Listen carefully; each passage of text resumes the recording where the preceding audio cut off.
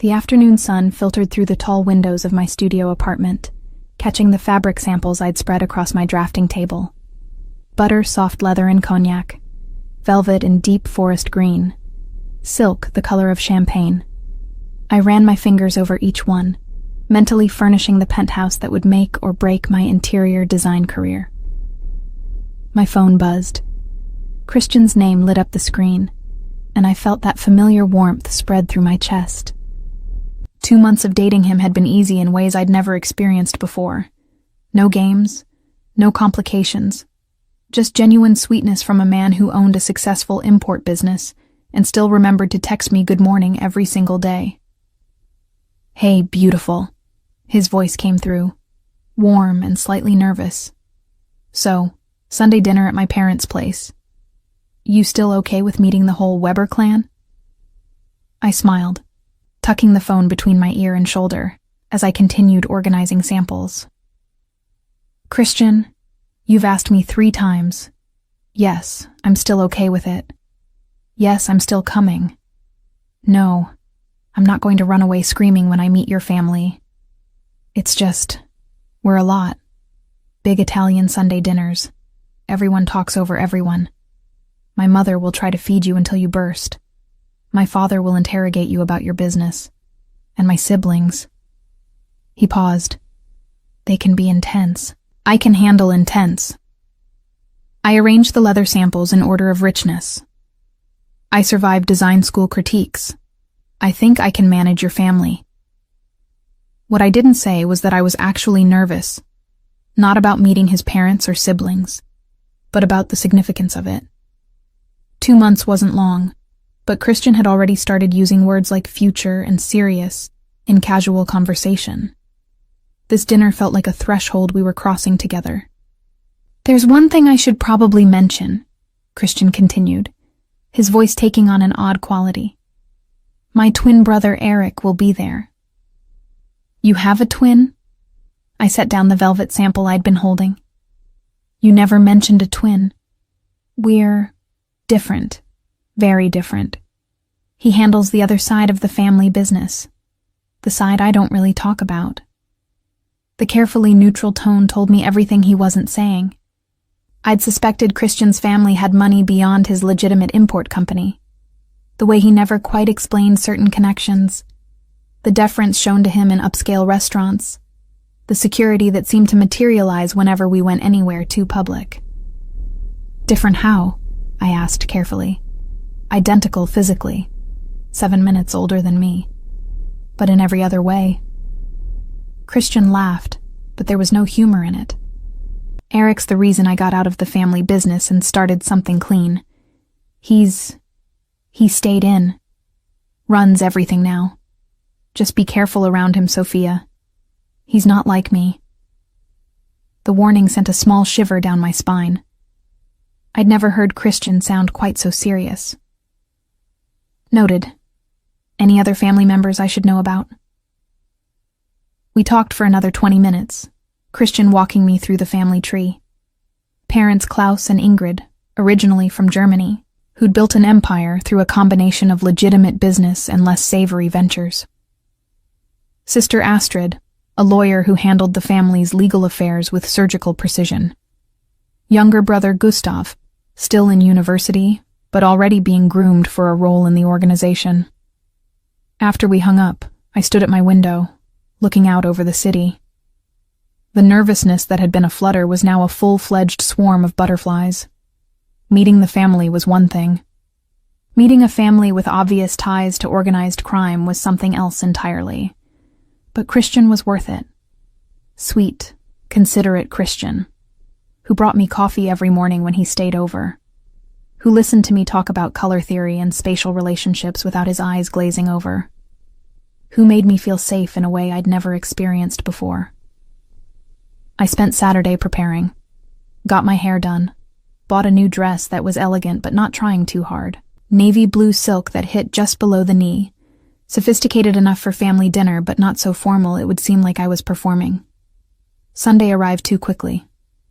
Christian picked me up at 4, looking nervous in a way I'd never seen before. He wore slacks and a crisp white shirt, his dark hair styled with more care than usual. "You look beautiful," he said, kissing my cheek as I slid into his Mercedes. "And terrified." "I'm not terrified. I'm strategically anxious." I smoothed my dress over my knees, a nervous habit. "There's a difference." The drive to the Weber estate took 40 minutes, leaving the city proper and heading into the hills where old money lived behind gates and hedges. Christian's family home was exactly what I'd pictured, a sprawling mansion that managed to look both elegant and vaguely threatening. Stone and glass and perfectly manicured grounds that probably cost more to maintain than I made in a year. Security waved us through the gate after a brief conversation with Christian. The driveway curved through gardens that belonged in a luxury hotel, not a private residence. "Breathe," Christian said softly, parking near the front entrance. "They're going to love you." I wasn't so sure about that, but I squeezed his hand and followed him toward the massive front door. The interior was stunning. Marble floors that reflected light from crystal chandeliers. Art on the walls that I recognized from auction catalogs. The kind of wealth that whispered rather than shouted, except for the two large men in dark suits who stood near the entrance, clearly security. "Christian!" A woman's voice rang out, warm and heavily accented. Ingrid Weber swept toward us, a handsome woman in her 60s with steel-gray hair and sharp eyes that assessed me in one quick glance. "And you must be Sophia. Welcome, welcome." She pulled me into an embrace that smelled of expensive perfume and something baking. The warmth was genuine, which surprised me. I'd expected ice from the matriarch of what was essentially a crime family. "Mrs. Weber, thank you for having me," I managed, slightly overwhelmed. "Ingrid, please. Mrs. Weber makes me feel ancient." She linked her arm through mine, already pulling me away from Christian. "Come. Everyone's in the dining room. We eat early on Sundays. Old European habit." The dining room was as impressive as the rest of the house. A table that could seat 20, though today it held only 8 place settings. Tall windows overlooked the gardens. More art on the walls, including what I was pretty sure was an original Monet.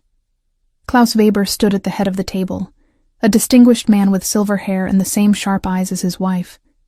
He shook my hand with a grip that was assessing without being aggressive. "So you're the designer who's captured my son's attention," he said, his accent thicker than his wife's. "Christian tells me you're very talented." "I try to be, sir." I kept my voice steady despite the weight of his stare. "She's being modest," Christian interjected, appearing at my side. "She just landed the Meridian Tower penthouse project, youngest designer they've ever commissioned." Pride colored his voice, and I felt some of my tension ease. Whatever else this family was, they clearly loved Christian. And he was proud of me. Astrid appeared next, a striking woman in her early 30s with her mother's bone structure and her father's eyes. She assessed me with the precision of someone who made a living reading people. "Interior designer," she said, shaking my hand firmly. "Interesting choice. Most of Christian's previous girlfriends were in finance or law." "Astrid," Christian's tone carried a warning. "What? I'm making conversation." But she smiled slightly, and I caught something that might have been approval in her expression.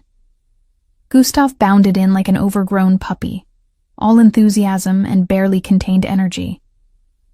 At 22, he still had the unguarded quality of someone who hadn't fully entered the family business yet. "You're pretty," he announced, earning a sharp look from his mother. "What? She is?" "Christian never brings pretty girls home." "I bring plenty of—" Christian started. "You bring boring girls home," Gustav interrupted. "Sophia looks actually interesting." I couldn't help but laugh. The family dynamic was becoming clearer. Protective mother, assessing father, sharp-eyed sister, puppy dog younger brother, and Christian, the one who'd tried to build something separate from whatever empire his family controlled. "We're just waiting on Eric," Ingrid said, glancing toward the doorway. "He's always late. Claims the business keeps him." but really he just likes to make an entrance. Christian's hand found mine under the table, squeezing gently. I squeezed back, trying to ignore the flutter of nerves at the mention of his twin. I heard him before I saw him. Footsteps in the hallway, measured and unhurried. A murmured conversation with one of the security guards. Then he appeared in the doorway, and every thought in my head went blank. Christian had said they were identical. He hadn't said it would be like looking at two versions of the same man who'd somehow chosen completely different lives. Same dark hair, same strong jawline, same tall frame. But where Christian wore his good looks with approachable warmth, this man wore them like armor. Eric Weber stood in the doorway in a charcoal suit that had definitely been custom-tailored. White shirt open at the collar. No tie. His dark eyes swept the room with the efficiency of someone cataloging threats and assets in the same glance. And I, like an absolute idiot, stood up. Maybe it was nervousness. Maybe it was the 2 months of greeting Christian with affection making my body move on autopilot. Maybe it was the disorienting effect of seeing what looked exactly like my boyfriend walk through the door. Whatever the reason, I crossed the space between us in 4 steps, rose on my toes, and pressed a warm kiss to his lips. For exactly 2 seconds, the world made sense. Then everything crystallized with horrible clarity. The mouth under mine was wrong, firmer, less yielding. The scent was different. Cedar and something darker, more complex than Christian's familiar cologne. The way he went completely still wasn't surprise. It was predatory patience. I jerked back, my hand flying to my mouth. The room had gone absolutely silent. I could feel every eye on us. Eric's expression hadn't changed. Not shock, not offense, not amusement. Just that same assessing stare, now focused entirely on me with an intensity that made my skin feel too tight. "Wrong brother, darling," he said softly, his voice deeper than Christian's, with an edge that suggested danger wrapped in silk. My face went hot. "I'm so sorry. I thought, you look exactly—" I was babbling, backing away until I collided with a chair. Christian appeared at my side, his hand on my elbow. "Eric, this is Sophia. Sophia, my brother Eric, who I should have warned you was my identical twin. Pleased to meet you, Sophia." Eric held out his hand, perfectly composed as if I hadn't just kissed him in front of his entire family. I shook it, because refusing would have been even more awkward. His grip was firm, warm, and he held my hand a fraction of a second longer than necessary before releasing it. "I'm mortified," I managed, sinking into the chair Christian guided me to. "Truly, I don't usually just accost strangers. I'm hardly a stranger if you're dating my brother." Eric took the seat directly across from me, which I suspected was deliberate, though I appreciate the enthusiastic greeting. Was that amusement in his tone? I couldn't tell. His expression remained neutral, but something flickered in those dark eyes. Something that made my stomach do an uncomfortable flip. "Well," Ingrid said brightly, clearly trying to move past the awkwardness, "now that everyone's here, let's eat." "Sophia, you sit there next to Christian." "Eric, stop looking at her like that." "Like what?" Eric's attention didn't waver from my face. "Like she's a puzzle you're trying to solve." Ingrid began passing serving dishes. "Leave the poor girl alone. She made an honest mistake." Dinner proceeded with the controlled chaos Christian had promised. Multiple conversations happening simultaneously. Food passed family style. Klaus asking me careful questions about my business while Ingrid tried to pile more pasta on my plate. Astrid watching me with lawyer eyes. Gustav making jokes that were actually funny. And Eric, always Eric, sitting across from me with that unreadable expression, contributing little to the conversation, but somehow dominating the space anyway. I tried to focus on Christian. Sweet, safe Christian, who kept his hand on mine under the table and smiled encouragingly whenever I glanced his way. But I could feel Eric's attention like a physical weight. Every time I looked up, his dark gaze was there, steady and unwavering. "So, Sophia," Klaus said during a lull in conversation, "Christian says you're from here originally?" "Born and raised. My mother was a teacher. My father worked in construction. I left out the part where my father died when I was 12, and my mother worked 2 jobs to keep us afloat. They didn't need my entire history." "Self-made, then," Astrid observed. "Impressive. Most people in your position marry into money, rather than earning it." "Astrid," Christian's tone sharpened. "It's fine," I said quickly. "It's true. I just prefer building my own foundation." "Smart." Eric spoke for the first time in 20 minutes, his voice cutting through the ambient conversation. "Money earned is more secure than money borrowed through marriage. Less chance of losing everything when the relationship ends." The cynicism in his words was palpable. Christian's hand tightened on mine. "Not all relationships end," Christian said pointedly. "Most do." Eric's eyes found mine again. "Especially when people discover the reality doesn't match the fantasy they've constructed." The table went quiet. I felt like I'd stepped into the middle of an old argument, one that had been happening between these brothers long before I arrived. "Well, I'm an optimist," I heard myself say, meeting Eric's stare directly. "I believe in building things that last, whether that's interiors or relationships." Something shifted in his expression. Surprise? Interest? It was gone too quickly to name. "An optimist dating a Weber," he said softly. "That's either brave or foolish." "Maybe both," I replied, refusing to look away. The corner of his mouth moved, not quite a smile, something more dangerous. The rest of dinner passed in a blur. I answered questions, laughed at Gustav's jokes, complimented Ingrid's cooking, tried desperately to ignore the way my skin prickled every time Eric's attention landed on me. After dinner, Christian gave me a tour of the house while the family retreated to the living room for coffee. It was gorgeous, professional designer gorgeous. But I couldn't focus on the architecture or the art collection. My mind kept circling back to that moment in the dining room. "Wrong brother, darling." "I'm so sorry," Christian said as we stood in a gallery overlooking the gardens. "I should have prepared you better, warned you how identical we look." "It's okay. I'm the one who should be apologizing. I just saw someone who looked exactly like you and my brain short-circuited." I leaned against him, trying to recapture the easy comfort of our relationship. But something had shifted. Some awareness I couldn't name had lodged itself in my consciousness, thorny and persistent. "Eric was being weird," Christian continued. "The way he was watching you. I know my brother. That wasn't just curiosity." "Maybe he was just surprised someone mistook him for you," I suggested, even though I knew that wasn't it. Christian was quiet for a long moment. "Eric doesn't do surprise. He's always 3 steps ahead, always calculating.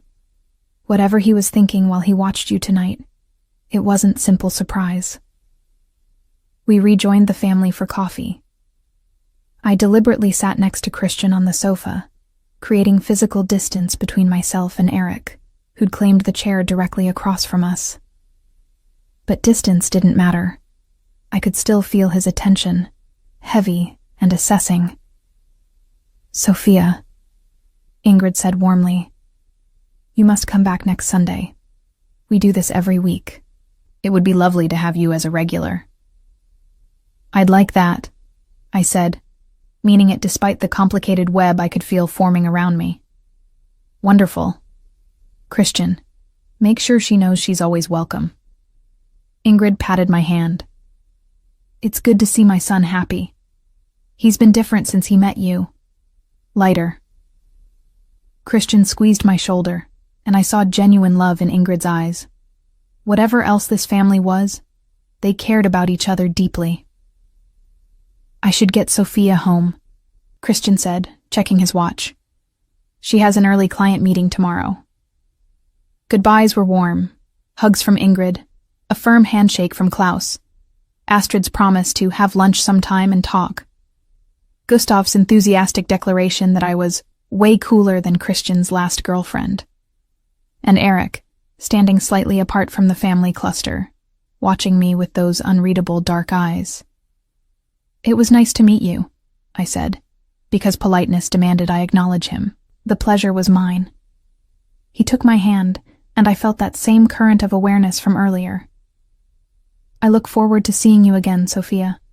Next Sunday, perhaps." It should have been a normal statement, but the way he said my name, the way his thumb brushed across my knuckles before releasing my hand, turned it into something else entirely. In the car heading back to the city, Christian was quiet. I stared out the window, trying to process the evening. "He liked you," Christian said finally. "Your brother?" I couldn't tell. He barely spoke. Exactly. Eric only goes quiet when something genuinely interests him. Usually he's running the conversation, controlling the narrative. With you, he just watched. I didn't know what to say to that. Didn't know how to explain that I'd felt that attention like a physical touch. That some part of me, some part I was desperately trying to ignore, had responded to it. "He's dangerous, Sophia." Christian's voice dropped. "I know you're tough. I know you can handle yourself. But Eric's not like other men. He's calculating, patient. When he wants something, he doesn't stop until he gets it. Christian, I kissed him by mistake. That's all. It doesn't mean anything. I know." But his hand tightened on the steering wheel. "I just need you to be careful around him. Keep your distance. Don't let him pull you into his world." I agreed. Promised I'd be careful. Told Christian everything was fine. But that night, alone in my apartment, I couldn't stop thinking about Eric Weber. About the way he'd looked at me across that dining table. About the barely there almost smile when I'd challenged him. About the warmth of his hand on mine, and the current of something I couldn't name that had passed between us. "Wrong brother, darling." The words echoed in my head as I finally fell asleep, and I knew, with a certainty that terrified me, that this was only the beginning. The Meridian Tower penthouse became my refuge over the following week. 40 floors above the city, surrounded by unfinished luxury, I could focus on something concrete. Fabric swatches, paint samples, the measurable distance between furniture pieces, problems with clear solutions. Unlike the Eric Weber problem, which had no solution because it shouldn't have been a problem at all. I'd been dating Christian for 2 months. Sweet, uncomplicated Christian, who texted me good morning and brought me coffee and never made me feel like I was being studied under a microscope. What happened at dinner was a mistake. An embarrassing accident that I needed to forget. Except I couldn't forget the weight of Eric's stare. The way his voice had wrapped around my name. The current of awareness that had shot through me when our hands touched. "Earth to Sophia." Karen's voice broke through my thoughts. My best friend and former design school roommate stood in the penthouse doorway, holding 2 takeout coffees and wearing her signature knowing expression. "You've been staring at that paint chip for 5 minutes. Either it's hypnotic or you're thinking about something else entirely." I set down the sample, a deep burgundy that was wrong for this space anyway. The client wants drama. I'm trying to figure out how to give them that without making it look like a vampire's lair. Karen handed me a coffee and perched on a sawhorse, her blonde hair catching the afternoon light. "Want to try that again? This time without lying to your best friend who can read you like a very short book?" I sighed. Karen and I had survived 4 years of brutal design critiques together. She'd held my hair when I got food poisoning from questionable sushi. I'd talked her off the ledge when her thesis project fell apart 2 weeks before graduation. We didn't do polite fiction with each other. I met Christian's family on Sunday, I said carefully. And? Did the wealthy criminals approve of their son's choice in women? Karen had zero filter and even less patience for pretense. His mother hugged me. His father interrogated me politely. His sister assessed me like a legal brief. His younger brother thought I was cool. I paused, and I accidentally kissed his twin brother. Karen choked on her coffee. You what? I explained the entire mortifying situation, the identical twins, my brain short-circuiting, the kiss that should have meant nothing but somehow felt like everything. Okay, but here's the thing, Karen said when I finished. You've kissed Christian plenty of times, so you obviously recognized something was different. What was it?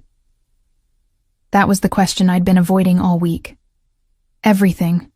The way he went still instead of responding. The scent. The texture of his mouth.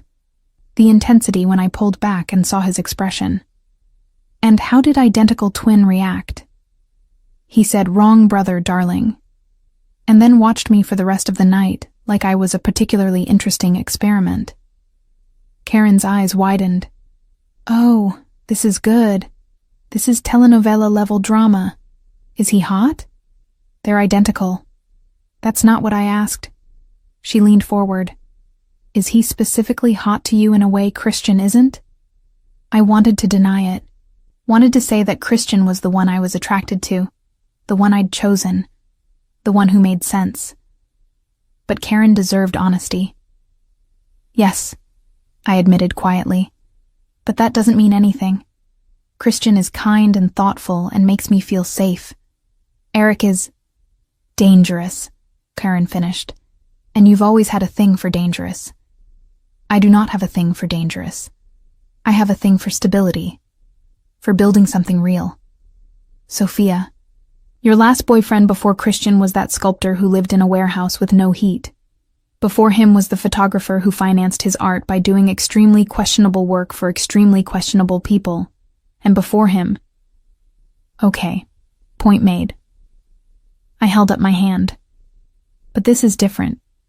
Christian is good for me, healthy. The kind of relationship I should want. Should want? Karen raised an eyebrow. That's telling. Before I could respond, my phone buzzed. Christian's name on the screen. I answered, grateful for the interruption. Hey, are you free for dinner tonight? His voice carried that familiar warmth. I know it's last minute, but I wanted to see you. I'd love to. Where? That Italian place you like. 8 o'clock? We confirmed plans and I hung up, already feeling guilty. Christian was perfect. Attentive. Everything I claimed to want. So why did my mind keep circling back to his brother? You're thinking about him again, Karen observed. The dangerous twin. I'm thinking about finish schedules and furniture placement. Sure you are. She stood, brushing dust from her jeans. Just promise me something. Be careful. Twins are complicated enough without adding organized crime and obvious mutual attraction to the mix. There's no mutual attraction. He was probably just surprised. Karen laughed. Keep telling yourself that, bestie. I'm sure it'll become true eventually. After she left, I tried to focus on work. Made decisions about lighting fixtures and window treatments. Sent emails to contractors. Sketched elevation plans for the master bedroom. But my mind kept wandering. To Eric's voice. To the way he'd said my name like he was memorizing the syllables. To the almost smile that had transformed his face for a fraction of a second. At 7:30, I went home to change. My apartment felt small after the Meridian penthouse. But it was mine, earned through late nights and difficult clients and a stubborn refusal to take shortcuts. I chose a simple black dress, elegant without trying too hard. Fixed my makeup. Tried to recapture the easy excitement I usually felt before seeing Christian. He picked me up at 8, looking handsome in dark slacks and a navy sweater. Kissed my cheek. Complimented my dress. Everything normal and right. The restaurant was one of our favorites. Intimate. Excellent wine list. The kind of place where Christian knew the owner and we always got a good table. Except tonight, Eric was there. He sat at a corner table with two men I didn't recognize, all three in expensive suits that screamed business meeting. But the moment we walked in, his attention found me with the precision of a laser. Christian saw him too. His hand tightened on my back. "We can go somewhere else," he said quietly. But Eric was already standing, walking toward us with that measured stride that suggested absolute confidence. The two men at his table didn't follow, but I could feel them watching. "Christian, Sophia." Eric's voice was smooth, giving nothing away. "What a pleasant surprise." "We didn't know you'd be here," Christian said, his tone careful. "I'm meeting with associates. Nothing that concerns you." Eric's dark eyes found mine. "How have you been, Sophia?" Recovered from Sunday's embarrassment. Heat crept up my neck. "Fully recovered, thank you." "Good. I'd hate to think I'd traumatized you." Was that amusement in his voice? Though I must say, it was the most memorable introduction I've had in years. "I'm sure," I managed, trying to ignore the way my pulse had quickened. Christian's jaw tightened. "We should get to our table, Sophia." "Of course." Eric stepped aside with a slight smile. "Enjoy your dinner." But as we passed, his hand brushed my arm.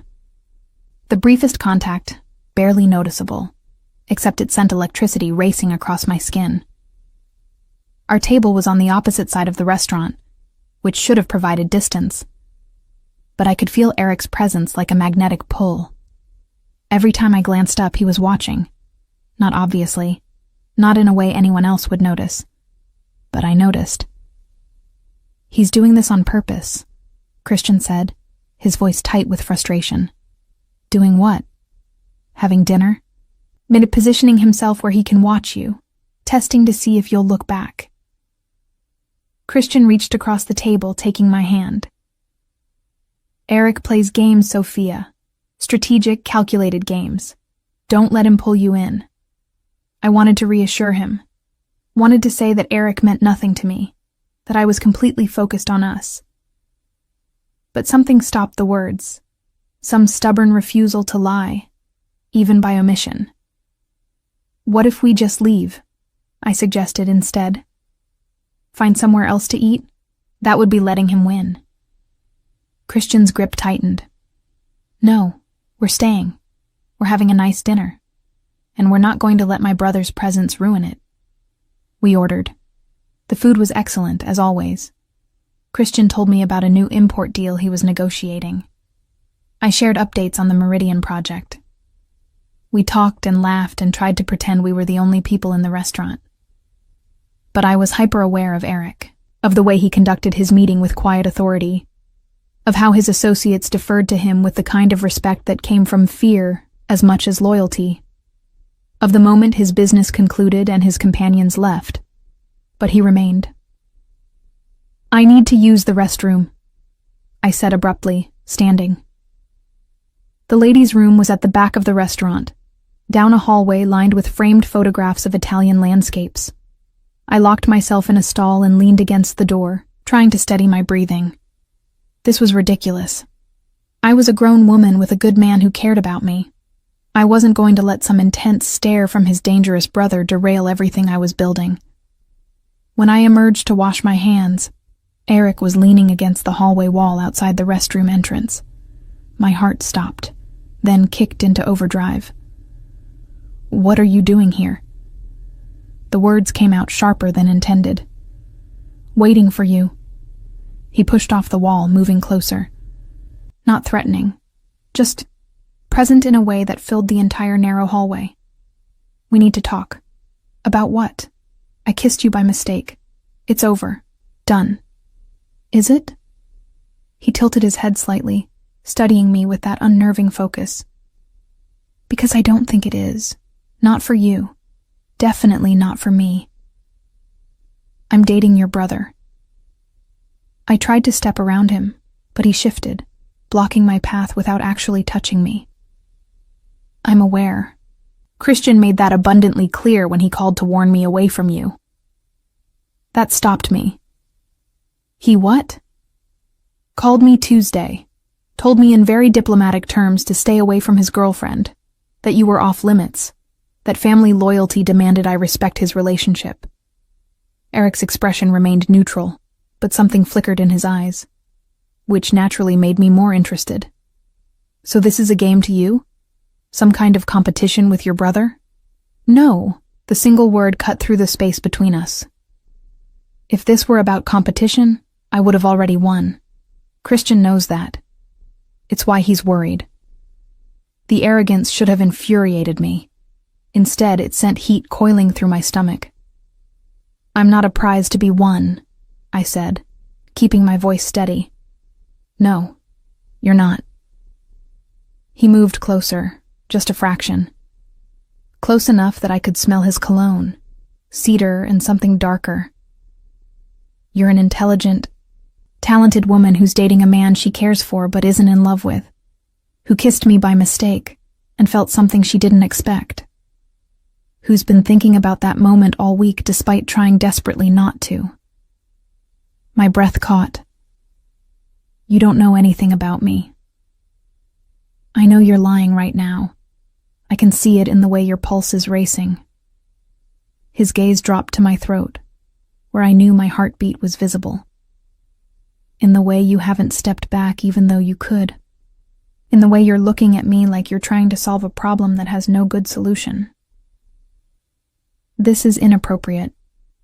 But I still didn't move. Absolutely. He lifted his hand, and I thought he might touch my face. Instead, he tucked a strand of hair behind my ear with devastating gentleness. But that doesn't make it less real. The touch sent shivers across my skin. I should have pushed him away. Should have walked past him back to Christian. Should have done anything except stand there drowning in the intensity of his attention. I care about Christian, I managed. I know you do. He's easy to care about. Safe. Uncomplicated. Eric's thumb brushed my cheekbone. But safe isn't what makes your hands tremble. Isn't what makes you brave enough to challenge me at Sunday dinner. Isn't what has you standing here in this hallway when you should be running. You're his brother. The argument sounded weak even to me. 7 minutes older, otherwise identical in every measurable way. His dark eyes held mine. Except Christian sees you as something precious to protect. I see you as an equal, someone strong enough to handle the truth. What truth? That you felt it too. That moment when you kissed me. The recognition that something shifted. That the safe choice and the right choice aren't always the same thing. Before I could respond, footsteps echoed in the hallway. A server passing through with a tray. Eric stepped back smoothly, creating appropriate distance, his expression shifting to polite neutrality. But the air between us still crackled with unfinished business. Think about what I said, he murmured as the server disappeared. And Sophia, I'm patient. I can wait for you to stop lying to yourself. He walked away, leaving me trembling in the hallway, trying to remember how to breathe normally. When I returned to the table, Christian took one look at my face and went still. What happened? Nothing. I just ran into your brother in the hallway. And? His voice had gone cold. And we exchanged pleasantries. That's all. The lie tasted bitter. Christian's jaw worked. I told him to stay away from you. He mentioned that. I picked up my wine glass, needing something to do with my shaking hands. Christian, maybe we should just go home. We left the restaurant without finishing our meal. In the car, Christian was quiet, his hands tight on the steering wheel. I know my brother, he said finally. I know how he operates. He sees something he wants and he doesn't stop until he gets it. Please, Sophia, don't let him manipulate you. He's not manipulating me. Then what was he doing in that hallway? Don't tell me it was coincidence. I couldn't answer. Couldn't explain what had happened in those few charged minutes. Couldn't even fully understand it myself. Christian pulled up outside my building but didn't turn off the engine. I care about you. More than I've cared about anyone in a long time. But I can't compete with Eric. I won't. If you want something different, something dangerous, I need to know now. The ultimatum hung between us. Choose. Decide. Pick the safe path or walk away. I want to be with you, I said, and meant it. Christian was good for me, right for me, everything I'd claimed to want. But even as he kissed me goodnight and I went upstairs to my apartment, I could feel Eric's presence like a shadow. Could still feel the ghost of his touch on my face. Could still hear his voice promising that he would wait. And the terrifying part was that some piece of me, some reckless, self-destructive piece I'd been trying to ignore, wanted him to. The thing about trying to avoid someone is that it requires constant vigilance. Every restaurant became a potential minefield. Every charity event a calculated risk. The city that had felt expansive suddenly contracted, as if Eric Weber's gravity had bent the very geography to bring us into inevitable collision. For 3 weeks, I succeeded. Threw myself into the Meridian Project. Attended Christian's business dinners with a smile that felt increasingly performative. Ignored the text that started appearing on my phone from an unknown number that I knew, somehow, was Eric. Thinking about you. Still waiting. Patience is a virtue I'm willing to practice. For you. I deleted them without responding. Told myself the flutter in my stomach was anxiety, not anticipation. Focused on building something real with Christian, who deserved better than a girlfriend whose mind kept wandering to his brother's hands, his voice, the way he'd looked at me in that hallway. Then came the second Weber family Sunday dinner. You don't have to go, Christian said on Saturday evening, as we shared takeout in my apartment. I know my family makes you nervous. Your mother specifically invited me. I'm not going to be rude. I stabbed at my pad thai with more force than necessary. Besides, avoiding your family means avoiding an important part of your life. That's not sustainable. What I didn't say was that I was tired of running, tired of checking over my shoulder, tired of the constant low-level anxiety that came from avoiding the inevitable. If Eric was going to be part of Christian's life, and by extension mine, I needed to figure out how to coexist with him without my body betraying me every time he entered a room. Sunday arrived too quickly. I dressed with deliberate care in a soft gray cashmere sweater and tailored black pants. Professional. Appropriate. Nothing that could be read as trying too hard. The drive to the Weber estate felt longer this time. Christian chatted about work, about the upcoming holidays, about anything except his brother. But tension radiated from him like heat. He'll be there, Christian said, as we pulled through the security gate. I asked my mother. She said Eric specifically said he was coming. Okay. I kept my voice neutral. Okay? That's all? What do you want me to say, Christian? That I'm terrified of seeing him again? That I've been thinking about him? That would just make this worse. Have you? His voice dropped. Been thinking about him? The question hung in the air between us. I could lie. Probably should lie. But the weight of 3 weeks of deleted texts and restless nights made deception feel impossible. Sometimes, I admitted quietly. But thinking isn't doing. It doesn't mean anything. Christian's hands tightened on the steering wheel. It means more than you think. Inside, the house felt different this time. Less intimidating. More familiar. Ingrid greeted me with a warm hug that smelled of baking bread and expensive perfume. Sophia, darling, so glad you came back. I was worried Christian's intense family scared you off. She linked her arm through mine, already pulling me toward the living room where voices drifted. Klaus is in a mood today, business troubles. Best to just agree with whatever he says. The family was assembled in various states of relaxation. Klaus reading the newspaper with deep-set frown lines. Astrid on her laptop, probably working despite it being Sunday.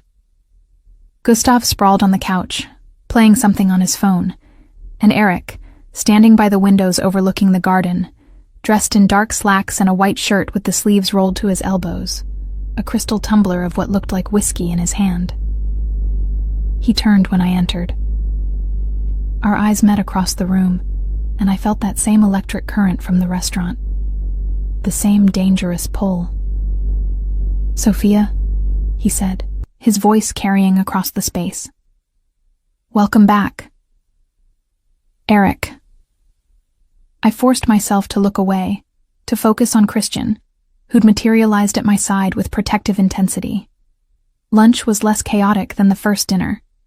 Fewer people, quieter conversation, but the undercurrent of tension was palpable. Klaus grilled Christian about a shipment delay.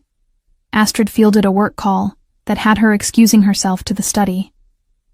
Gustav complained about a professor who clearly had it out for him, and Eric watched me with that same unnerving focus, contributing little to the conversation but missing nothing. "Sophia," Ingrid said during a lull, "Christian mentioned you have that big penthouse project. How is it coming?" I explained the Meridian Commission, grateful for a neutral topic. The client's vision, the challenge of balancing drama with livability, the timeline that had me working 12-hour days. "You work too hard," Ingrid said warmly. "Christian, make sure she takes breaks. She'll burn herself out." "I try," Christian said, squeezing my hand, "but Sophia's dedicated to her craft." "Dedication is admirable," Eric said, speaking for the first time in 20 minutes. "But there's a difference between dedication and avoidance.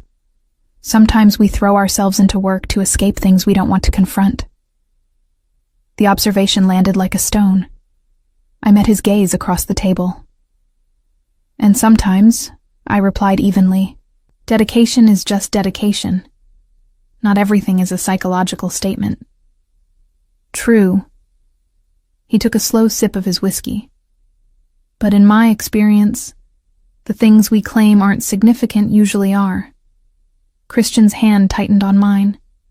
Under the table, his knee pressed against mine in silent support. After lunch, Gustav dragged Christian away to look at some car he was considering buying. Klaus retreated to his study for business calls. Astrid returned to her laptop. And Ingrid disappeared into the kitchen, leaving me alone in the living room with Eric. I should have followed Ingrid, should have made an excuse to call Karen, should have done anything except remain in a room alone with a man who looked at me like I was a puzzle he was determined to solve. "You're avoiding me," Eric said, moving to sit in the chair across from mine. Close enough for conversation, far enough to maintain plausible deniability. "I'm not avoiding you. I'm dating your brother." "Those aren't mutually exclusive states." He set down his whiskey with deliberate care. "You've deleted every text I sent without reading them." "How do you know I didn't read them?" "Because if you had, you would have responded, even if just to tell me to stop." His dark eyes held mine. "You're not the type to leave things unfinished." He was right, which annoyed me. I picked fights rather than let things fester, confronted problems head on. Except with Eric, where confrontation felt like stepping into quicksand. "What do you want from me?" I asked, keeping my voice low. "Honesty. To start." He leaned forward, elbows on his knees. "Tell me you haven't thought about that moment in the restaurant hallway. That you don't feel this thing between us. Tell me you're completely, utterly in love with my brother, and I'll walk away." "I care about Christian." That's not what I asked. I stood, needing distance, moved to the windows where he'd been standing earlier, looking out at the manicured gardens. "You're asking me to betray someone who's been nothing but good to me, someone I respect, someone your whole family loves. I'm asking you to stop lying to yourself." His voice came from directly behind me. I hadn't heard him move. Christian is safe. I understand the appeal. After whatever came before, after building your career from nothing, safe probably feels like a revelation. Don't psychoanalyze me. Then answer the question. Are you in love with him? I turned to face him and found him closer than expected, close enough to see the flecks of gold in his dark eyes, close enough to smell cedar and whiskey and something uniquely him. I could be, I said. Given time. Given the chance to build something real without his brother sabotaging it. I'm not sabotaging anything. I'm offering an alternative. His hand came up, hovering near my face but not quite touching. Christian sees you as something precious, fragile, something to protect and shelter. Is that really what you want? To be treated like you might break? And what do you see? Someone strong enough to handle the truth. Someone who challenges rather than defers. Someone who kissed me by mistake but felt the difference. His thumb finally made contact, brushing my cheekbone. Someone trying very hard to make the rational choice instead of the real one. I should have pushed him away. Should have walked out of the room. Should have called for Christian. Instead, I stood frozen as his other hand came up to cup my face, tilting it up toward his. Tell me to stop, he murmured, his mouth inches from mine. Tell me you don't want this and I'll walk away. I'll stay away from you. Let you build your safe life with my brother. The out was there. Clear, simple. All I had to do was say the words. But my breath had gone shallow. My pulse raced, and every nerve ending in my body screamed for me to close that final distance. I can't, I whispered. Not I won't. Can't. Because something fundamental had shifted, and I no longer had the power to deny it. Eric's eyes darkened. Can't tell me to stop? Or can't pretend you don't want this? Both. He kissed me. Not like the mistaken kiss at our first meeting. This was deliberate. Claiming. A slow, devastating exploration that made my knees weak. His hands slid into my hair, holding me steady as the world tilted sideways. I kissed him back, gripped his shoulders for balance, let myself drown in sensation I'd been trying to deny for 3 weeks.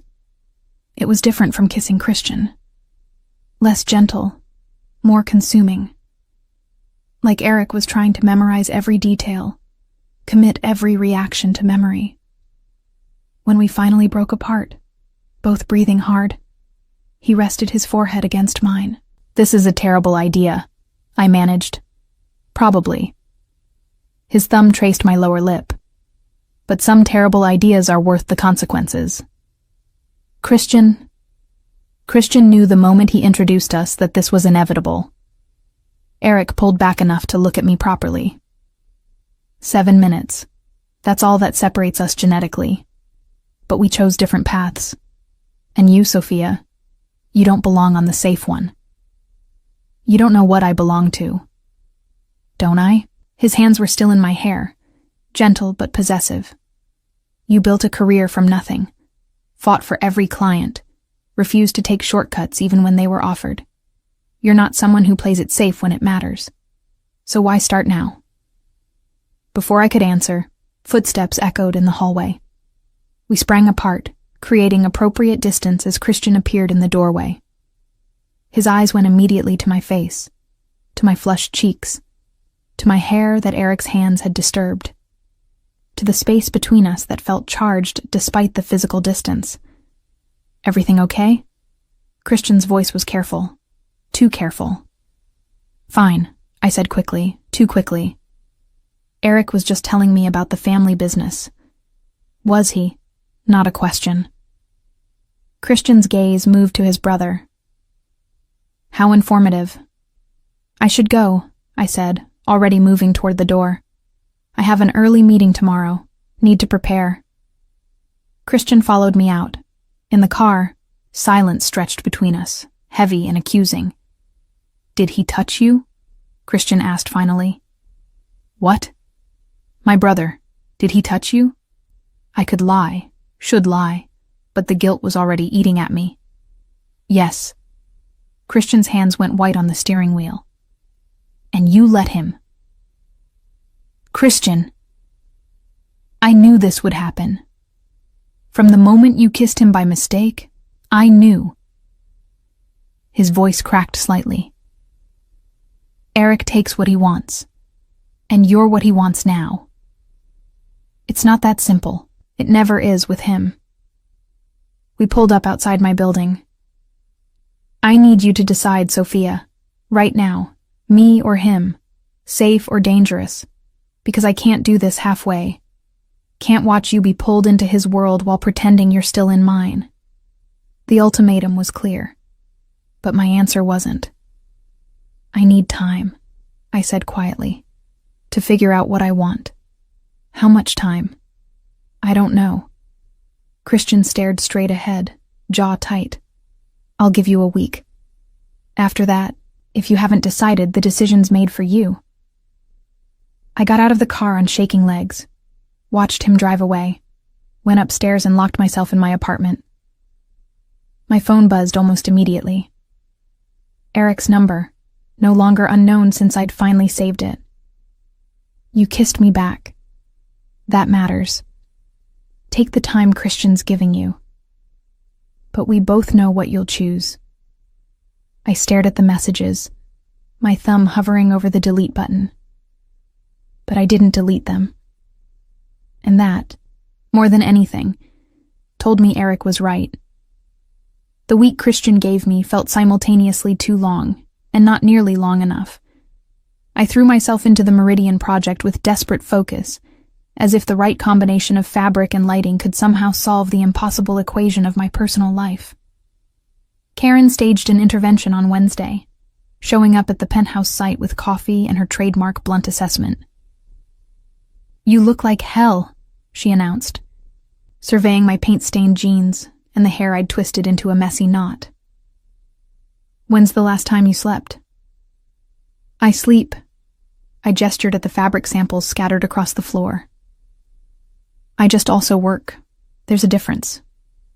Sophia. She set down the coffee with deliberate care. Running away from a decision by hiding in work isn't the same as making a choice. I'm not running away. I'm thinking. For 6 days? What's left to think about? Karen crossed her arms. You have sweet, stable Christian who treats you like a princess. And you have dangerous, intense Eric who looks at you like you're the only person in the room. One is safe. One will probably destroy your life. So the real question is which kind of destruction you prefer. I sank onto one of the sawhorses, suddenly exhausted. That's not helpful. I'm not here to be helpful. I'm here to be honest. She sat beside me. You've been in love with Eric since the moment you kissed him by mistake. I could see it in your face when you told me the story. The question isn't who you want. It's whether you're brave enough to admit it. Christian deserves better than being second choice. Agreed. Which is why stringing him along for a week while you pretend to deliberate is cruel. You know what you want, bestie. You're just scared of the consequences. She wasn't wrong. I'd known since that kiss in the Weber living room. Maybe even earlier. Maybe from the moment Eric had said, "Wrong brother, darling," with that dangerous, almost smile. But knowing and accepting were different things. My phone rang. Klaus Weber's name on the screen. My stomach dropped. Sophia. His accented voice came through when I answered. I apologize for the intrusion. Do you have a moment to speak? Of course, Mr. Weber. Please call me Klaus. We're past formalities now. A pause. I'm calling because my wife is concerned. She says there's tension between you and my sons. That Christian looked upset when you left on Sunday. I closed my eyes. Of course Ingrid had noticed. It's complicated. It always is with twins. His voice carried unexpected warmth. May I tell you a story? About when Eric and Christian were young? All right. They were 7, identical in every way. Same face, same voice, same mannerisms. Most people couldn't tell them apart. But there was a girl in their class, Sophia. Pretty little thing with braids. Both boys liked her. Klaus chuckled. The girl, she gave Christian a valentine, covered in hearts and stickers. He was so proud. But Eric, he knew. He could tell the girl had meant it for him, had confused them like everyone did. What did Eric do? Nothing. He let Christian keep the valentine, let him believe the girl liked him. Because even at 7, Eric understood something Christian didn't. That getting what you want sometimes means waiting, being patient. Klaus paused, but he also understood that the girl would eventually realize her mistake, would eventually come to him when she was ready. The parallel was obvious, too obvious. Klaus, are you telling me to choose Eric?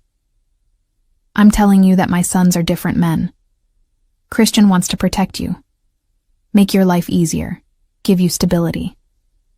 Eric wants to challenge you, make you stronger, give you truth. His voice softened.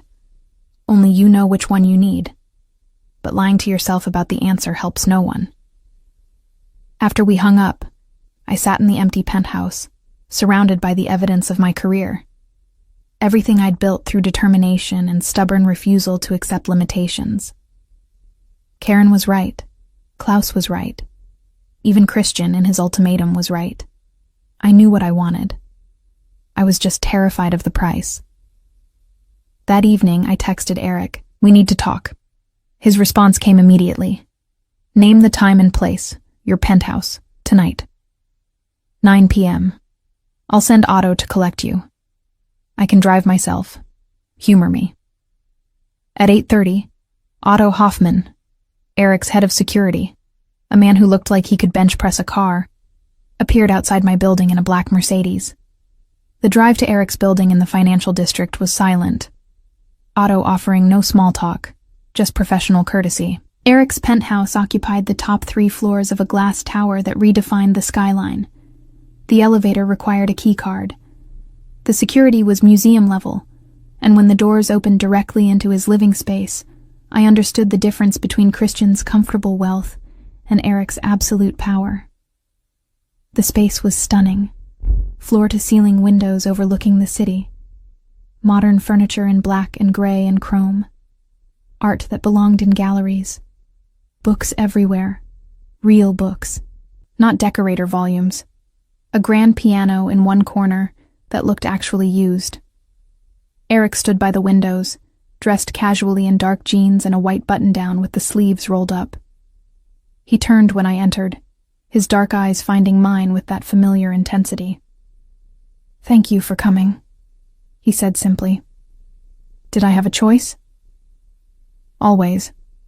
He moved to the bar, poured 2 glasses of red wine without asking if I wanted any. "But I'm glad you made this one." He handed me a glass, and I took it, needing something to do with my shaking hands. "Nice place," I managed. "Very Bond villain." His mouth curved. "I prefer to think of it as successful businessman with good taste. But I'll accept Bond villain if it works for you." Despite everything, I smiled. This was what Eric did. Made me forget to be careful. Made me react instead of calculate. "I need to understand something," I said, moving to the windows. The city spread below us, endless lights in the darkness. "Christian said you take what you want, that you don't stop until you get it. Is that what this is? Some kind of game?" "No." He came to stand beside me, close enough that I could feel his warmth. "If this were a game, I would have made my move weeks ago, would have used every advantage I have to pull you away from Christian. This isn't a game, Sophia. It's the most honest thing I've felt in years." "Honest how?" "I've spent my life in control, managing variables, eliminating threats, building an empire my father started and my brother abandoned. His hand found mine, fingers threading through. And then you walked into my family home, kissed me by mistake, and looked at me like I was a problem you couldn't solve. And for the first time in years, I felt something other than calculated strategy. What did you feel? Want. Real, uncomplicated want. Not for power or money or advantage. Just for you. He turned to face me fully. You make me remember there's a difference between taking what you want and choosing it, between control and connection. My heart raced. Eric, I know you came here to tell me you're choosing Christian, that the safe choice is the right choice, that I'm too dangerous, too complicated, too much. His free hand came up to cup my face. But before you do, I need you to understand something. I'm not offering you safe.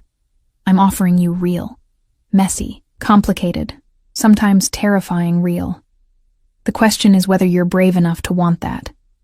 And if I'm not, then I let you go, step back, let you build your life with my brother without interference. His thumb traced my cheekbone. But I don't think that's what you want. I think you're here because you've already decided.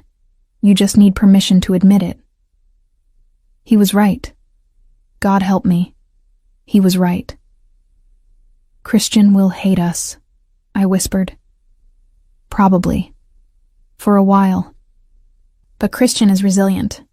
He'll move on. Find someone who actually wants safe instead of pretending to. Your family will adjust. They always do. His forehead touched mine. Sophia, I'm not going to convince you with arguments. You're too smart for that. So I'm just going to ask, what do you want? Really want, beneath all the rational reasons and social expectations? I looked into his dark eyes and found my answer.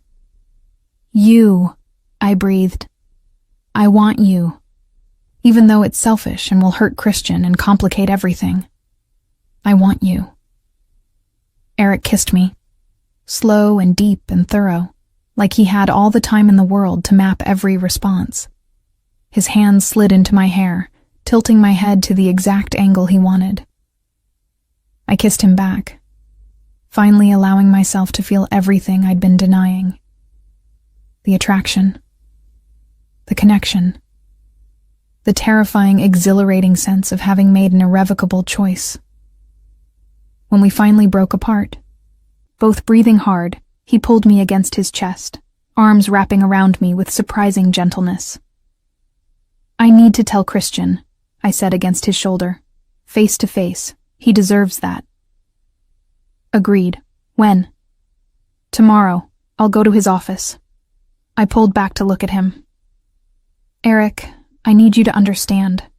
I'm not choosing you because you're dangerous or exciting. I'm choosing you because when I'm with you, I feel like myself. Sharp and challenging and alive. Not a softened version, the real thing. I know. His hands framed my face. Why do you think I waited? I don't want someone who needs me to complete them. I want someone who chooses me despite having every reason not to. We spent the rest of the night on his couch, talking. About his childhood growing up in the shadow of the family business. About my mother working 2 jobs to keep us afloat after my father died. About the different ways we'd both learned to survive in worlds that demanded more than they gave. At 2 a.m, Eric called Otto to drive me home. Walked me to the elevator. Kissed me goodbye like he was memorizing the feeling. Tomorrow will be hard, he said. Christian won't make it easy. I know. And there will be consequences. For both of us. My family will have opinions. Your friends will judge. The city will talk. I know that too. And you're still choosing this? I looked at him. Really looked. Saw past the dangerous exterior to the man beneath. Complex and calculating, and surprisingly vulnerable. I'm still choosing this, I said firmly. The next morning, I dressed with care.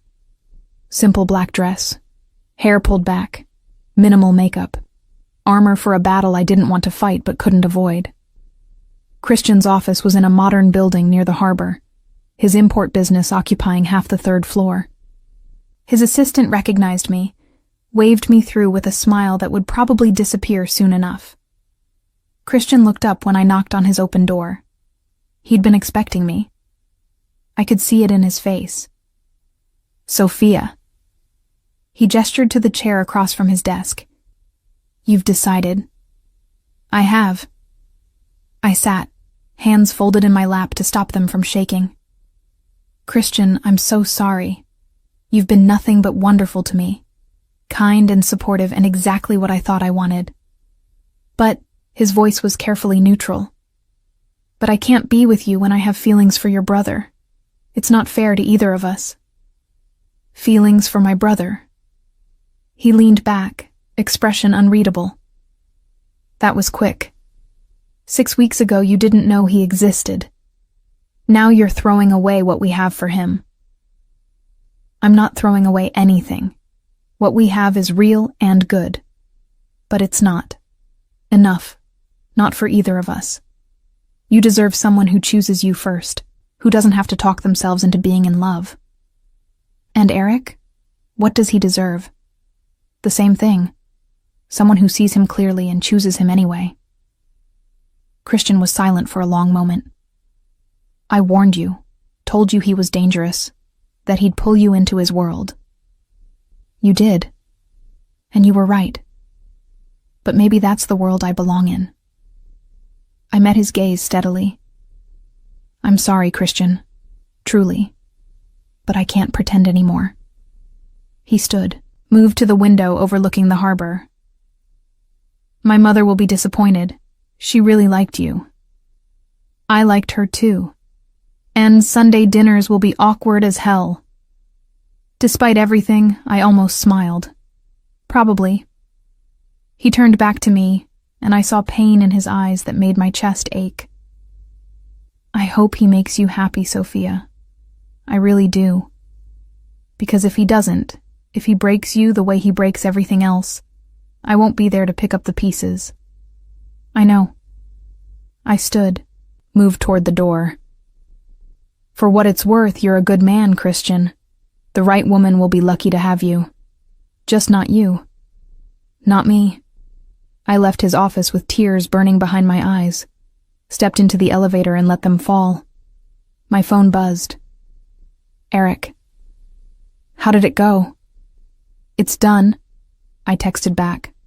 Where are you? Outside. I found him leaning against his car in the parking garage, dressed in a charcoal suit that probably cost more than my rent. When he saw my face, his expression softened. Come here, he said simply. I walked into his arms and let him hold me while I cried. For the relationship I'd ended. For Christian's pain. For the complications I'd just invited into my life. I've got you, Eric murmured against my hair. Whatever comes next, we face it together. And standing there in that parking garage, held by a man I barely knew but somehow understood completely, I believed him. The city learned about us within 48 hours. That's how quickly gossip traveled in the circles Eric inhabited. The overlap of legitimate business, high society, and the shadowed world where power was measured in favors owed and threats delivered. I discovered this when Astrid called 3 days after I'd ended things with Christian. Sunday dinner, she said without preamble. You're coming, both of you. Mother insists. And when Mother insists in that particular tone, arguing is futile. Astrid, I don't think Christian wants to see me right now. Christian is an adult. He'll manage his feelings appropriately at the family table. A pause. Eric has already agreed. So you're out of excuses. She hung up before I could protest further. That Sunday, Eric picked me up in his Mercedes, auto-driving while we sat in the back. I'd dressed with even more care than usual. A burgundy dress that was elegant, but not trying too hard.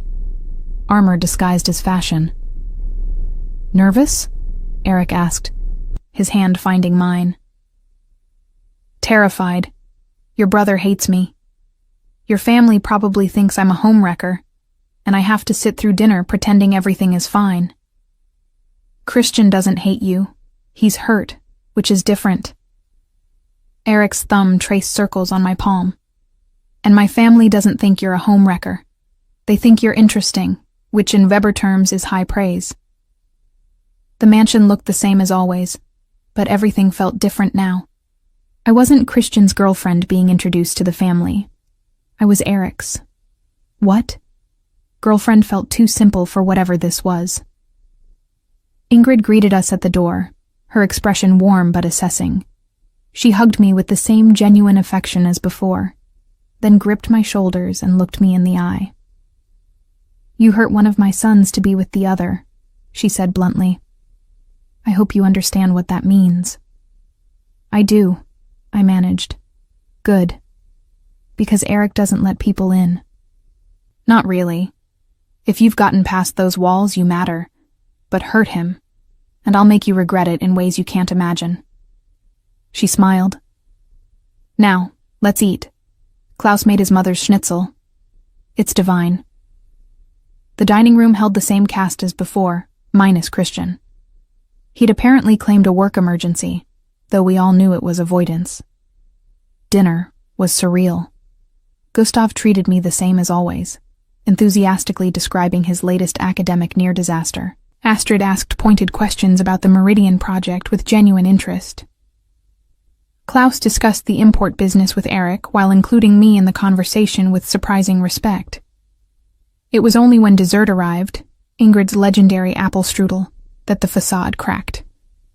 So, Klaus said, setting down his fork with deliberate care.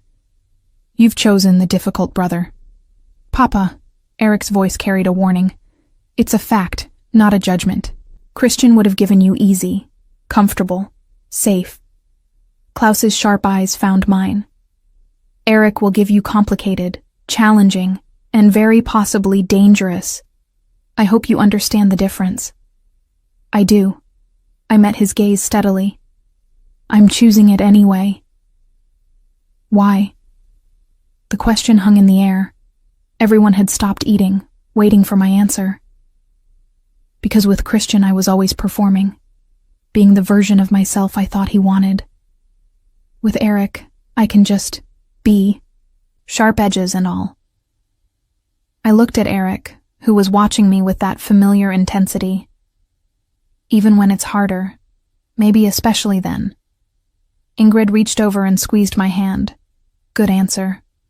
After dinner, Eric gave me the full tour of the estate. Not the sanitized version for guests, but the real thing. The security room with monitors covering every inch of the property. The study where Klaus conducted business that never made it into official records. The basement wine cellar that doubled as a panic room. This is my world, Eric said as we stood in the climate-controlled space surrounded by bottles worth more than most people's cars. The beautiful surface and the complicated reality underneath. You should see all of it before you commit further. I'm already committed. Are you? He pulled me close, hands settling on my waist. Because there are things I haven't told you yet. Things about the family business. About what I do when I'm not having dinner with my parents. I know what you do, Eric. I'm not naive. Knowing an abstract and living with the reality are different things. His expression was serious. I manage the parts of the Weber empire that exist in gray areas. Legal but questionable. Questionable but profitable. I protect family interests through methods that wouldn't hold up to scrutiny. Are you trying to scare me off? I'm trying to be honest. You deserve that before this goes any further. I studied his face. The sharp angles. The dark eyes that missed nothing. The mouth that could curve with unexpected gentleness. Eric. I spent my childhood watching my mother work herself nearly to death because my father wasn't there to help. I know what it's like to survive in spaces that aren't quite legal, aren't quite safe. You're not as scary as you think you are. He laughed, surprised and genuine. Most people find me very scary. Most people haven't seen you play piano. You thought I didn't notice at your penthouse, but I did.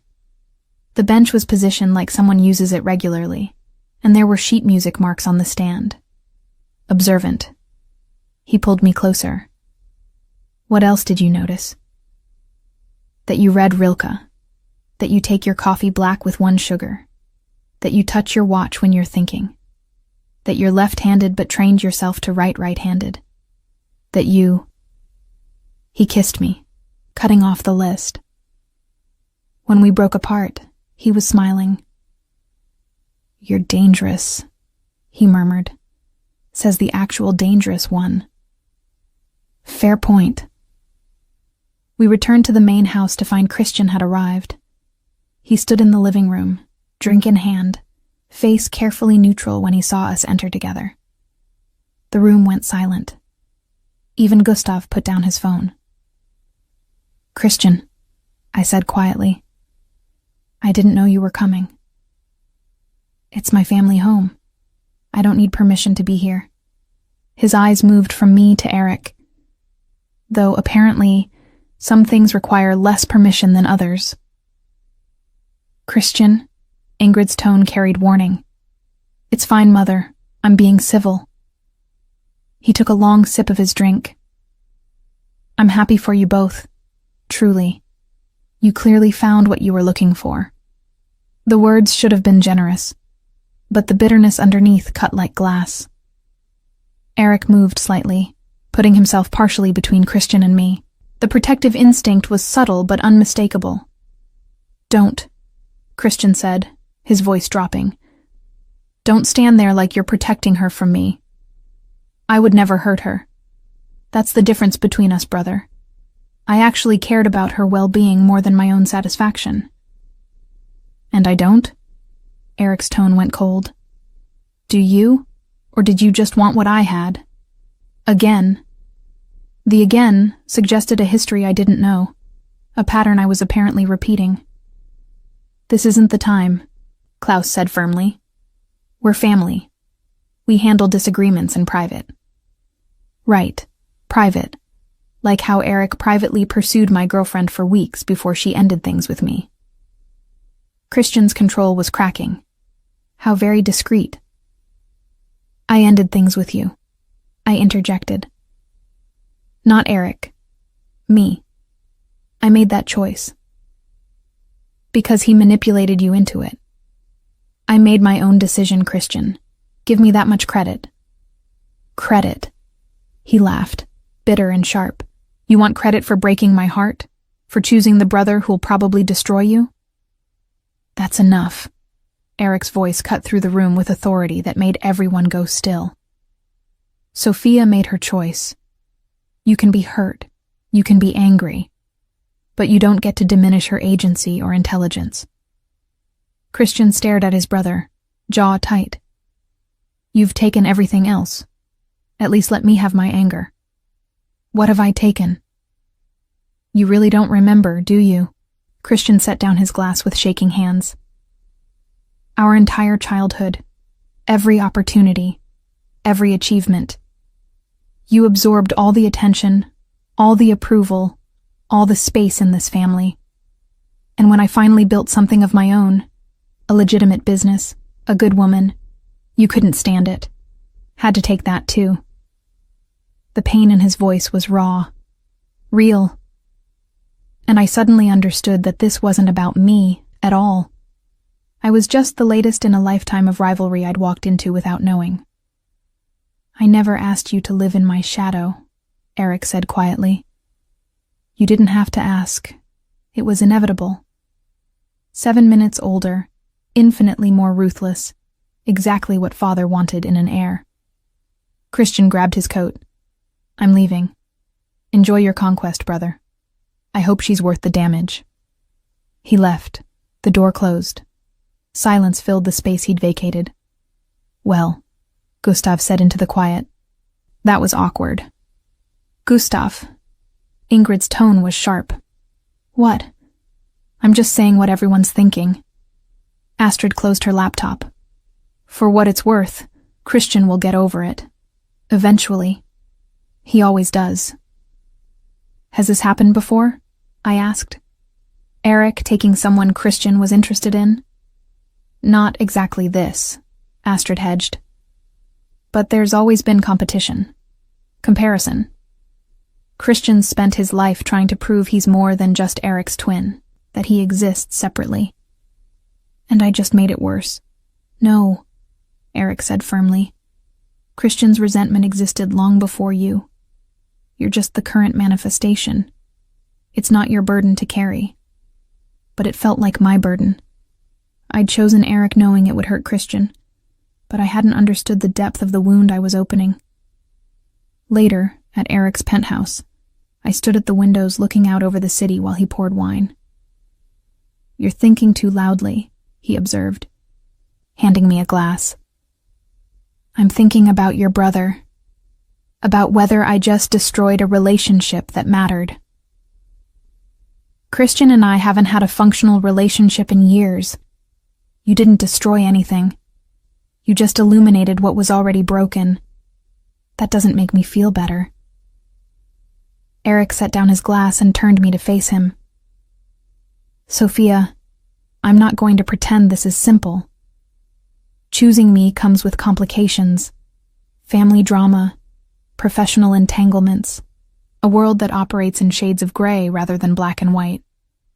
But I'm also not going to apologize for wanting you, for pursuing you, for being glad you chose me. I'm not asking you to apologize. Then what are you asking?" I thought about it, about what I really needed in this moment. Tell me this is worth it, that we're worth the damage we're causing. We are, absolutely, unquestionably. His hands framed my face, and I'll spend however long it takes proving that to you. He kissed me, and I let myself believe him. Let myself fall into the certainty he offered so freely. But later, lying in his bed while he slept beside me, I stared at the ceiling and thought about Christian's words. About being a conquest. About Eric taking what belonged to his brother. I wanted to believe this was different. That I was different. I just wasn't sure the rest of the world would see it that way. 3 months into my relationship with Eric, I discovered that loving him and living with the consequences were two very different things. The design world buzzed with gossip about my personal life. Clients who'd been interested suddenly went radio silent. A feature article about the Meridian project unfortunately got killed. Karen reported that people were calling me opportunistic, a social climber who'd traded up from one brother to another. "They're idiots," Karen declared over coffee one morning at my apartment. "You didn't choose Eric for his money or connections.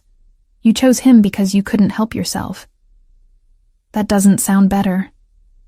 It's honest, which counts for something. What counted more was that Eric never wavered.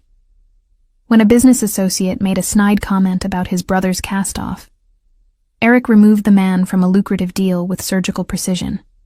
When society gossip columns ran thinly veiled items about the Weber family drama, Eric's lawyers sent cease and desist letters that had editors scrambling. He protected me fiercely, sometimes too fiercely. "You can't threaten everyone who says something mean about me," I told him after the third incident. "Watch me." He looked up from his laptop, dark eyes serious. "You're mine. That means anyone who comes for you comes for me. Those are the rules. Your rules. The only ones that matter. It should have been overbearing, controlling. But somehow, with Eric, it felt different. Like he was defending my right to exist in his world, rather than controlling how I existed. Still, the pressure mounted. Christian remained icy at family dinners, his hurt transforming into cold politeness that was somehow worse than anger. Ingrid tried to smooth things over. Klaus pretended not to notice. Astrid watched everything with lawyer eyes. Gustav provided comic relief that nobody laughed at. It was exhausting. I spent my days managing a career that was becoming increasingly complicated by my association with Eric. Spent my evenings navigating family dynamics that felt like walking through a minefield. Spent my nights in Eric's arms, which was the only uncomplicated part of this entire situation. We should go away, Eric suggested one evening as we lay tangled together in his bed. Take a week. Somewhere without family or gossip or people who care who you're dating. Where? I have a house in Tuscany, vineyard, privacy. Nothing to do but drink wine and pretend the rest of the world doesn't exist. That sounds perfect. I traced the line of his jaw. When? Next month. I'll clear my schedule. But the next month brought something unexpected. I was at the Meridian penthouse, finally doing the final walkthrough before the client moved in, when nausea hit me so hard I barely made it to the bathroom. Karen found me 20 minutes later, pale and shaking. Food poisoning? She asked, handing me water. Maybe. But even as I said it, I knew it wasn't. I'd been tired, emotional. My last period had been. When? I tried to remember and couldn't. Sophia. Karen's voice changed. When was your last period? I don't. I've been stressed. Sometimes stress delays. How long? I counted backward. 6 weeks, maybe 7. Oh God. I sank onto the pristine floor I'd spent weeks selecting. Oh God, no. Karen pulled me to my feet. Pharmacy. Now. We're getting a test. 30 minutes later, I stared at 2 pink lines that were rewriting my entire future. Positive, Karen said unnecessarily. Very positive. Is it Eric's? Of course it's Eric's. Who else? Just checking. Okay, options. You have options here. I did. Logically, rationally, I had several clear paths forward. But looking at that test, I already knew which path I was taking. I'm keeping it, I heard myself say. Okay. Then we tell Eric. Not yet. I pressed my hands to my still flat stomach. I need to process first, figure out what I want to say. Sophia, please, Karen. Just give me a few days. She agreed reluctantly. I went home, threw myself into work. Tried to imagine telling Eric I was carrying his child when we'd been together less than 6 months. The opportunity came Thursday night at his penthouse. He'd cooked, something he did when he wanted to relax, turning his state-of-the-art kitchen into a creative space. I watched him move with economical grace, precisely measuring ingredients, controlling every variable. Control was Eric's religion. How was he going to handle something as uncontrollable as a baby? You're quiet tonight, he observed, plating pasta with care. Long day. He studied me with that unnerving focus. You're lying. I'm not. Your tells are subtle but consistent. You touch your collarbone when you're anxious. You've done it 17 times since arriving. What's wrong? I set down my fork. I'm pregnant. The words hung in the air between us. Eric went completely still, his expression unreadable. Pregnant, he repeated carefully. 6 weeks, maybe 7. I took a test. Actually, 3 tests. All positive. I was babbling now, nervous energy spilling out. I know this is terrible timing. We've only been together a few months.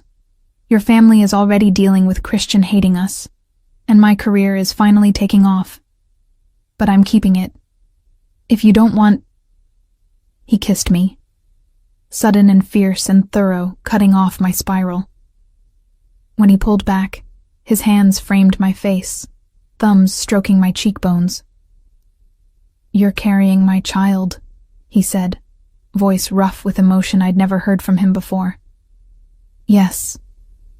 Our child. Yes. And you think I wouldn't want that? I don't know. We've never talked about kids, about future, about anything beyond right now. Then let's talk now. He pulled me to the couch, settling me against him. I want this baby. Want you. Want the complicated, messy, beautiful future we're apparently building together. Is that clear enough? Relief made me lightheaded. Very clear. Good. Now, practical matters. You're moving in here. Eric, non-negotiable. You're pregnant with my child. I want you where I can ensure you're safe and cared for. I have an apartment, a lease. Karen can visit whenever she wants. The lease I'll pay off. Your apartment will remain available if you need space. But primarily you're here, with me. It should have felt controlling. Instead, it felt like being caught. Like Eric was restructuring his entire world to make room for me and our child without question or hesitation. What about your family? I asked. Christian is barely speaking to us, adding a baby to this situation. Christian will adjust. He doesn't get a vote in our choices. Eric's hand settled on my stomach with surprising gentleness. Though telling my parents will be interesting. Interesting how? Mother will be thrilled. She's been dropping hints about grandchildren for years. Father will conduct a mental cost-benefit analysis and conclude this strengthens family ties. Astrid will probably have opinions about prenatal lawyers or something equally Astrid, and Gustav will make inappropriate jokes. Despite everything, I laughed. Sounds about right. We told his family the following Sunday. Ingrid cried happy tears and immediately started planning. Klaus congratulated us with genuine warmth. Astrid asked pointed questions about our plans. Gustav made exactly the inappropriate jokes Eric predicted. And Christian left without a word, his expression carefully blank. He'll come around, Ingrid assured me. He's hurt, but he's not cruel. A baby changes things. I hoped she was right, but I wasn't sure. The months that followed were surreal. My body changed, my career shifted. My relationship with Eric deepened in ways I hadn't anticipated. He was attentive without smothering, supportive without controlling, excited in a way that made my heart ache. I never thought I'd have this, he admitted one night as we lay in bed, his hand on my growing belly. Family beyond the business. Something that exists just for us. You have your parents, your siblings. That's different. That's obligation and history and complicated loyalty. This... He pressed his palm flat against where our daughter was currently practicing gymnastics. This is choice. Pure choice. I covered his hand with mine. I love you. I don't think I've said that enough. You've said it exactly enough, but feel free to say it more. I love you, Eric Weber. Complicated, intense, impossible you. I love you too, and her. He leaned down to press a kiss to my stomach. Both of you. More than I have words for. The baby came 3 weeks early on a Thursday afternoon. Labor was fast and intense and terrifying. Eric never left my side, his usual control fracturing as my pain escalated. Make it stop, he demanded of the doctor. Give her more medication. Do something. I'm fine, I gasped between contractions. This is normal. It's not fine. She's in pain. That's not... Eric. I gripped his hand. I need you calm. Can you do that for me? He took a breath, nodded, became the steady presence I needed as our daughter entered the world screaming at maximum volume. She's perfect, the doctor announced, placing our baby on my chest. Absolutely perfect. I looked down at the tiny human we'd created. Dark hair like Eric's, my nose, his fingers. Perfect and terrifying in ours. Helena, I whispered. The name we'd chosen together. Strong. German. A nod to Eric's heritage. Eric touched her tiny hand with devastating gentleness. Helena Weber. Actually, I said, looking up at him, I was thinking Helena Rossi. My mother's maiden name, so she has both of us. His eyes went dark with emotion. Helena Sophia Rossi Weber. That's a mouthful. It's perfect.